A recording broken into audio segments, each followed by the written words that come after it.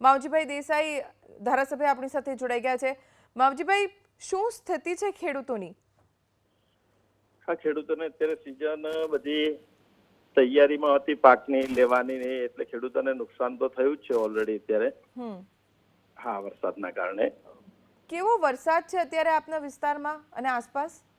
હા, અમારા વિસ્તારમાં બધે છે, બધા ઓછા પ્રમાણમાં દરેક જગ્યાએ વરસાદ થયો છે અને વરસાદના કારણે ખેડૂતોને અત્યારે જે સિઝન પાકી છે એની અંદર અત્યારે તકલીફ તો છે જ અત્યારે બધા લોકોને। અચ્છા, કોઈ ખેડૂત આવ્યું છે આપની પાસે કે અમને આ મુશ્કેલી પડી છે, આટલું નુકસાન થયું છે, આપ સરકાર પાસે રજૂઆત કરો?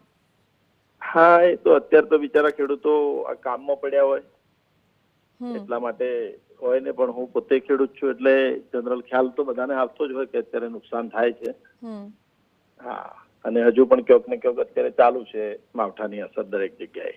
તો માવજીભાઈ, આપ સરકાર સુધી રજૂઆત પહોંચાડશો ખેડૂતોની? કેમ કે કદાચ બનાસકાંઠામાં અત્યારે જેમ સમાચાર આવી રહ્યા છે જોતા એવું લાગે છે કે નુકસાન સારું એવું થયું છે ખેડૂતોને, સૌથી વધારે નુકસાન કદાચ બનાસકાંઠામાં થયું છે।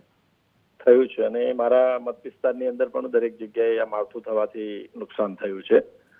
એકચ્યુઅલી એની ખ્યાલ ખેડૂતોને ને એકાદ દિવસમાં આવશે બધો, અને સરકારમાં પણ વાત કરીશું। આભાર માવજીભાઈ, એબીપી અસ્મિતા સાથે વાત કરવા માટે। તો ધાનેરાના ધારાસભ્ય માવજીભાઈ દેસાઈ, જેમણે અત્યારે તો બાંહેધરી આપી છે કે સરકાર સુધી ખેડૂતોની રજૂઆત પહોંચાડીશું, કેમ કે અત્યારે વરસાદ પડી રહ્યો છે અને ખેડૂતો અત્યારે એ સ્થિતિમાં નથી કે શું કરે તેમને સમજાય।